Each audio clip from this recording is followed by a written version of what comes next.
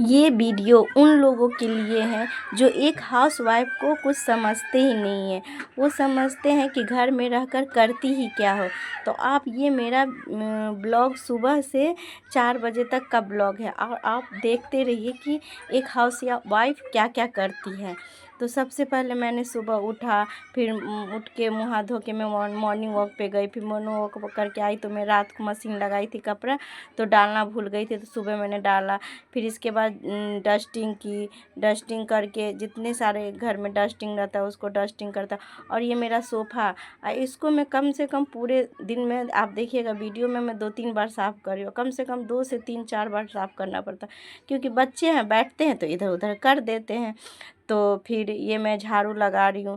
झाड़ू दो, मेरे पास 2 बेडरूम है, एक हॉल है, किचन, लैट्रिन, बाथरूम है, तो इतना को मुझे झाड़ू लगाना पड़ता है। और मैंने हाउस सेल्फ भी नहीं रखा, मैं सारा काम खुद ही करती हूँ।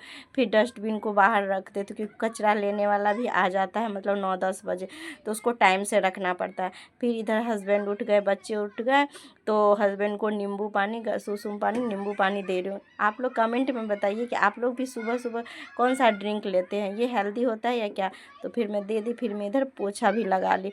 और मेरा बेटा ना एकेडमी गया है क्रिकेट खेलने, तो वो आएगा तो बोलेगा मम्मा मुझे नाश्ता दो, तो उसकी भी मुझे चिंता है। तो मतलब एक हाउसवाइफ को ना, मतलब एक काम करते रहती है और दूसरे काम का भी चिंता रहता है कि ये करना, तो उसके माइंड में कुछ ना कुछ चलते ही रहता है।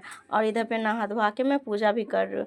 और पता है, और हम लोग बाहर क्या होता है कि जेंट्स लोग बाहर 9 घंटा की ड्यूटी करके आ जाते हैं, फिर वो घर में रिलैक्स करते हैं। लेकिन एक हाउसवाइफ को कोई रिलैक्स नहीं होता। वो सुबह से रात के 10 बजे तक, जब तक डिनर कंप्लीट नहीं हो जाता, तब तक उसके माइंड में मतलब चलते ही रहता है कि सुबह ये करना है, फिर सुबह के बाद दोपहर में ये करना है, दोपहर के बाद शाम को ये करना है, शाम के बाद रात को ये, मतलब खाना का, बच्चे का तैयारी, टिफिन उपिन जितने सारे होते हैं, सब माइंड में मतलब चलते रहता है। जो करते रहते उसके आगे चलते रहता है। तो कैसे कोई भी एक हाउसवाइफ को समझ लेते कि तुम दिन भर करती ही क्या क्या हो।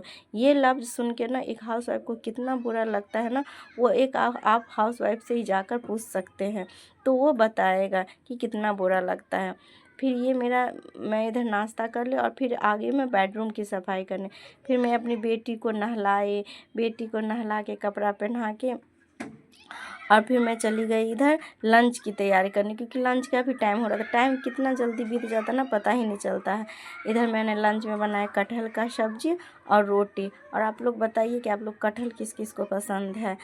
तो इस तरह से मैंने और ये देखिए मेरा रोटी, और आज का दोपहर का लंच में मेरा रोटी ही है। फिर इधर मैंने बेटी को स्टडी कराया, और मेरी बेटी को आज होमवर्क ट्यूशन में मिला था, उसको सिर्फ कलर करना था।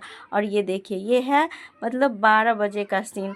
जब मैंने सुबह तैयारी कर दी थी पूरा सफाई, फिर 12 बजे मेरा बेटा जब एकेडमी से आया, नहा धोवा के टीवी देखा नाश्ता करके, तो ये हॉल की ये हालत कर दी थी।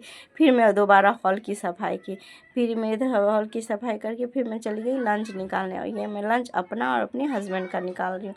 फिर लंच निकाल के फिर हम भी इधर करे, हस्बैंड मेरे रूम में करे, वो काम भी करे ऑफिस का और लंच भी कर रहे हैं। उनका ज़्यादातर काम घर से ही रहता है। फिर मैं इधर बेटी को ट्यूशन के लिए रेडी कर रही हूँ, और ये ट्यूशन जाएगी। अब ट्यूशन जब जाएगी ना, तब मुझे ये है कि वो लोग आएंगे तो इवनिंग में उसको नाश्ता देना है, फिर उसको नीचे खिलाने ले जाना है। तो आप समझिए, माइंड में कुछ ना कुछ चलते ही